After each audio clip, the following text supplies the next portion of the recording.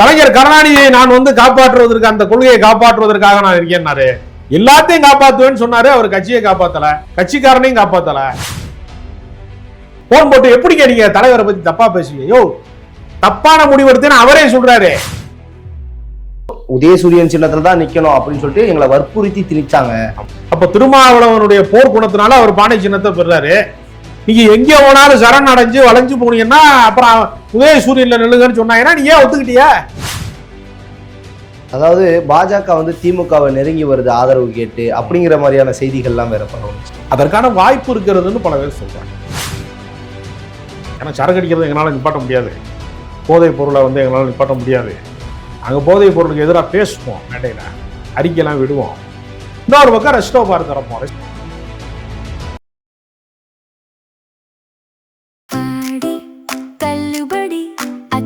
பேரும் 6 முதல் 60% வரை ஆடி தள்ளுபடியுடன் சூப்பர் சரவணா ஸ்டோர்ஸ், சென்னை, மதுரை, கோவை.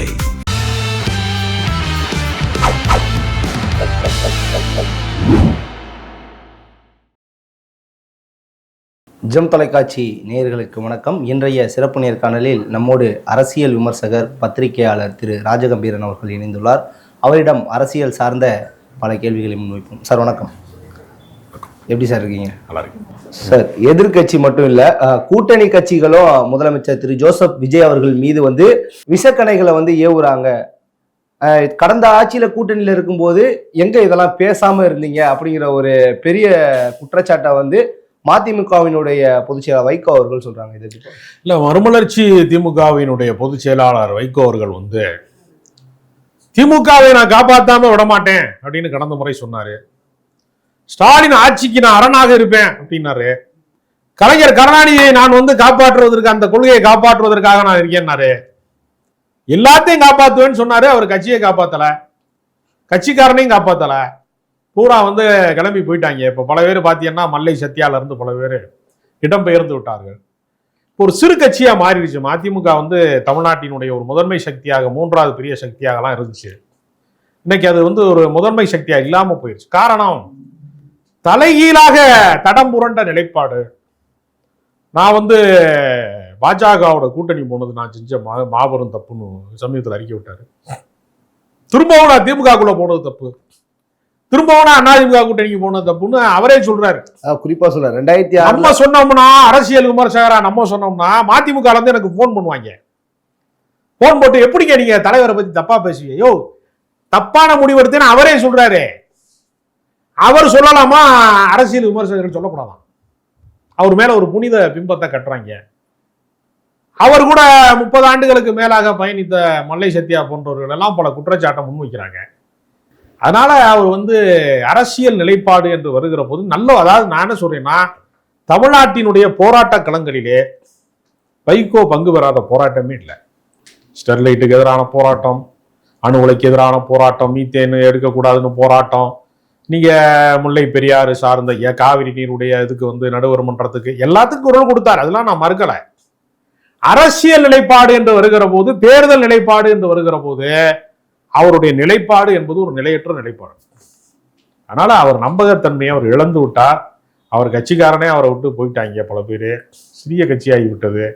விஜயிடம் எப்படியாவது ஒரு நம்பகத்தன்மையை பெற வேண்டும் என்பதற்காக ஓவரா கூறாண்டான்னு சொல்லுவாங்கல்ல, அந்த மாதிரி ஓவரா கூறாரு. Okay sir. அதே போல கடந்த தேர்தலில் 4 இடங்கள் தான் வந்து உங்களுக்கு தருவோம், அதுக்கு மறுபேச்சே கிடையாது அப்படின்னு எங்களை, அதுவும் உதயசூரியன் சின்னத்துல தான் நிக்கணும் அப்படின்னு சொல்லிட்டு எங்களை வற்புறுத்தி திணிச்சாங்க அப்படிங்கிற குற்றச்சாட்டை சொல்றாரு. சொன்னார்ல, இவரை விட இவரோட ஒப்பிடுவதற்கு இவருக்கு பின்னாடி கட்சி ஆரம்பிச்சார். இவருக்கு பின்பு அரசியல்ல வந்து பெரிய அளவுல வந்து இடம்பெற்ற திருமாவளவன் போன்றவர்கள்லாம் அவங்க சொந்த சின்னத்துல நின்றாங்களா? உதயசூரியன் நின்றாங்க. சொந்த சின்னம், பானை சின்னத்துல நின்றாங்க. அப்ப திருமாவளவனுடைய போர் குணத்தினால அவர் பானை சின்னத்தை பெறாரு. நீங்க எங்க போனாலும் சரண் அடைஞ்சு வளைஞ்சு போனீங்கன்னா அப்புறம் உதயசூரியன்ல நில்லுங்கன்னு சொன்னாங்கன்னா நீ ஏன் ஒத்துக்கிட்டிய?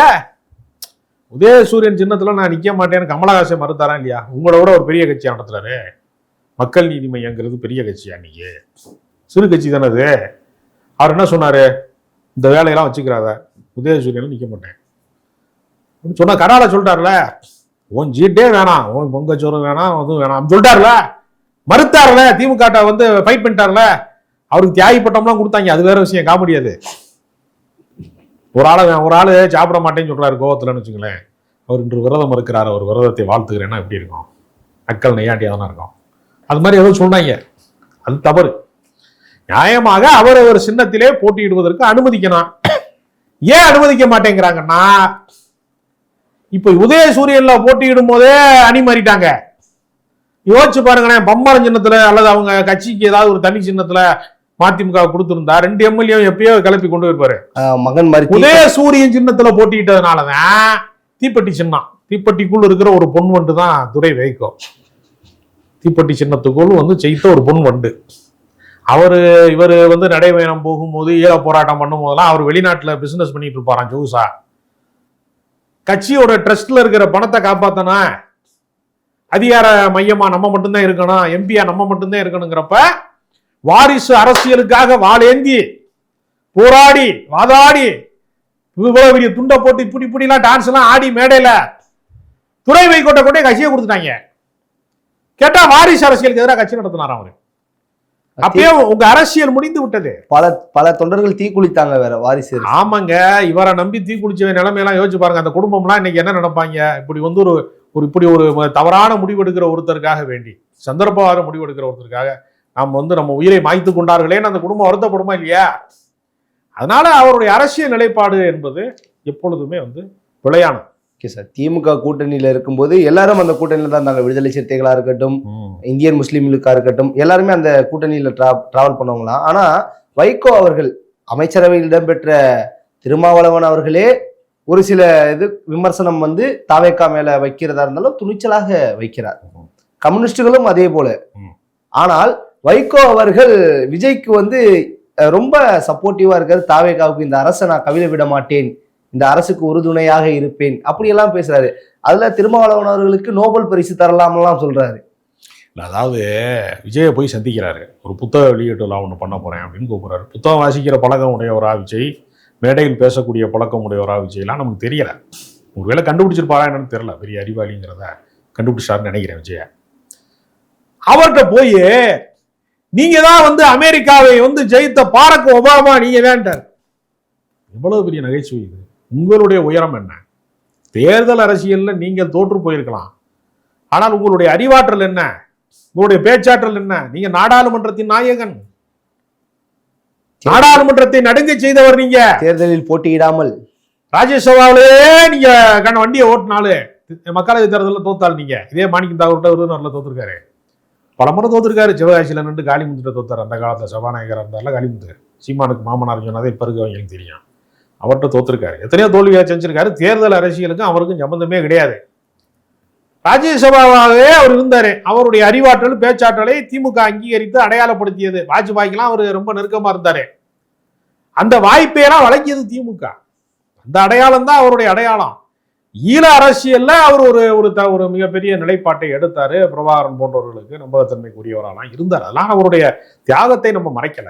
இல்ல சார், அதாவது நடைமுறையில யாரை எந்த எல்லையிலே வைத்து விமர்சிக்க வேண்டும், எந்த எல்லையிலே வைத்து பாராட்ட வேண்டும், எந்த எல்லை வரைக்கும் நீங்கள் பயணிக்க வேண்டும் என்று ஒரு கோடு இருக்கு, எல்லை கோடு இருக்கு சார். இப்ப எல்லாத்துக்கும் லிமிடேஷன் இருக்கு. வைகோட்டு அது கிடையாது. ஓகே சார், இப்ப எல்லாருக்கும் ஒரு பெரிய சந்தேகம். காங்கிரஸை பல முறை விமர்சனம் செய்தவர், அதாவது ஈழத்திற்கு எதிரானவர்கள் அவர்கள் அப்படிலாம் விமர்சனம் பண்ணார் வைகோ அவர்கள். ஆனா அவங்க இருக்கக்கூடிய கூட்டணியில திமுகவிலையும் டிராவல் பண்ணாரு. இப்ப அவங்க அமைச்சரவையில இடம்பெற்றிருக்க இந்த கூட்டணியிலையும் டிராவல் பண்றாரு. அது பரவாயில்லங்க, பாஜகவுடையும் ஒரு பயணிச்சு வருதானே.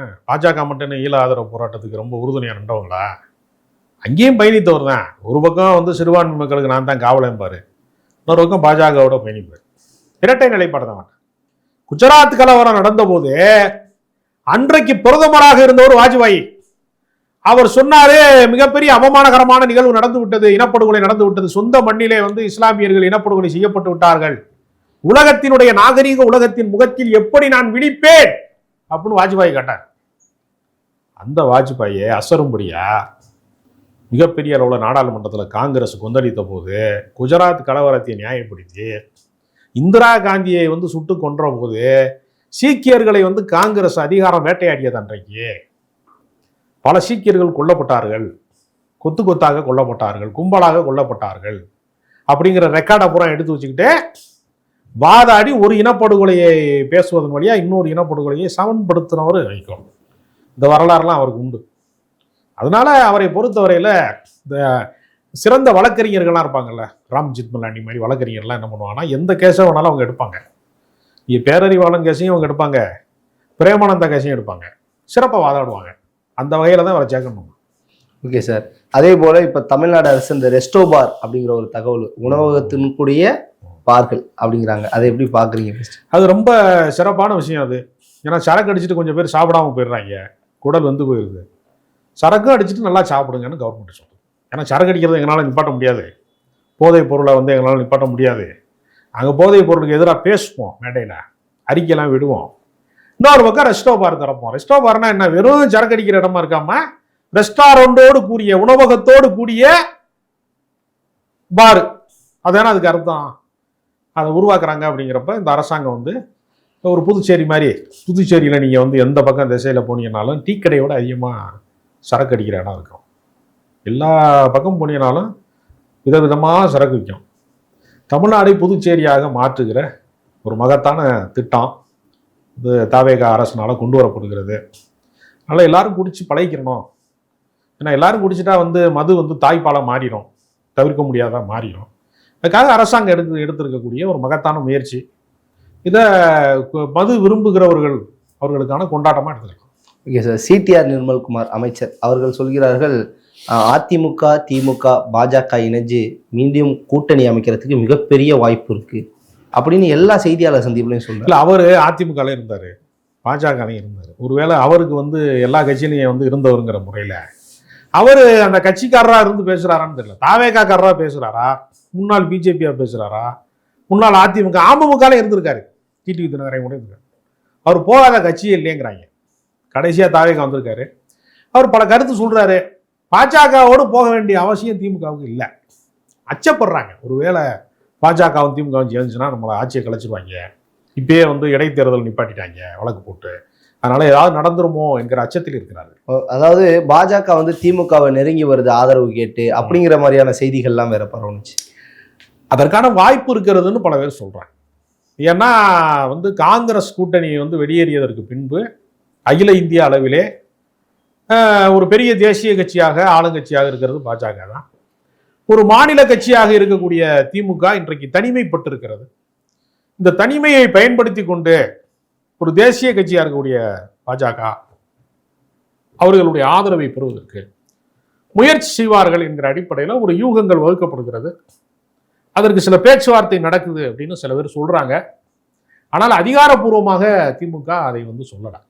Okay sir. சில பேர் தனிப்பட்ட கருத்தா சொல்றாங்க. Okay sir. அதே போல முன்னாள் அமைச்சர் அனிதா ராதாகிருஷ்ணன் ஒரு மேடையில் வந்து பேசுறார், அதிமுகவை அழிக்கணும்னு நினைச்சா நாங்க அவ்வளவு சீக்கிரம் அழிக்க முடியாது, திராவிட கட்சிகளை யாராலையும் அழிக்க முடியாது, எந்த கொம்பனாலையும் அழிக்க முடியாது அப்படிங்கிற மாதிரியான விஷயங்கள்லாம் பேசுறாரு. தொடர்ச்சியா வந்து ஒருமையில நிறைய பேசுறாரு. சில பேர் லோக்கலா வந்து பேசும்போது மேடைகள்ல அவங்களோட கலோக்கியல் லாங்குவேஜ் அப்படி பேசுவாங்க. அதனால சில லோக்கல் பார்ட்டிஸ்லேருந்து வரக்கூடியவர்களுக்கு இந்த மேடை நாகரிகம் சபை நாகரிகம்லாம் இல்லாமல் ஒருமையில பேசுறது அது சரியானதுன்னு நான் சொல்லலை.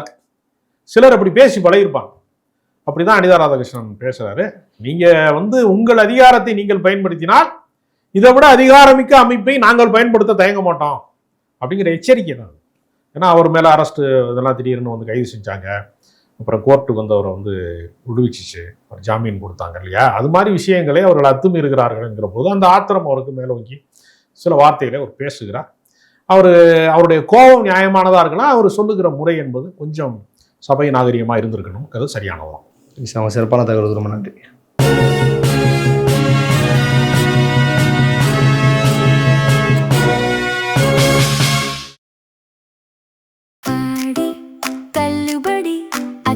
பேரும் அல்லும்படி 6 முதல் 60% வரை ஆடி தள்ளுபடியுடன் சூப்பர் சரவணா ஸ்டோர்ஸ், சென்னை, மதுரை, கோவை.